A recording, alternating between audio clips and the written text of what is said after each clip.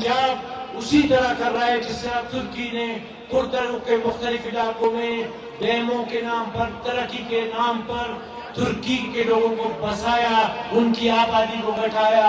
या जिस तरह स्टालिन, ब्रेज़नेव, दीसर लीडरों ने वस्त एशिया में रूसियों को बसाया, आज भी इन रियासतों पर उनका बोझ है। जिस तरह यहूदियों ने फलस्तीनियों की जमीनें खरीदी, कब्जा किया, आज वो उसके मालिक है।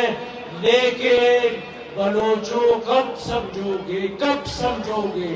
ये कोयटा तुम्हारा शहर है, ये बलूचिस्तान की शहरत है, ये खान नूरी नसीर खान की शहरत है।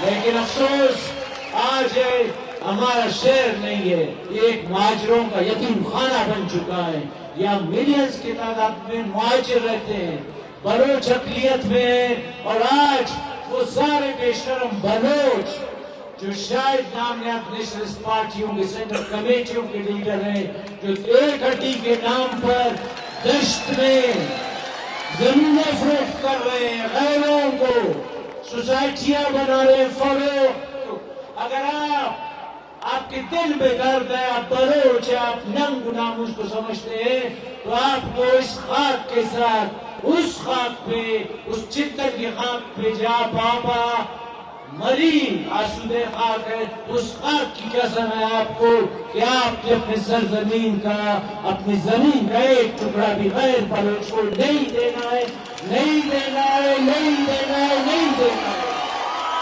और जो करेगा उसका रास्ता रोकना है, नहीं तो फिर आपकी हालत भी फलस्तीन जैसी होगी।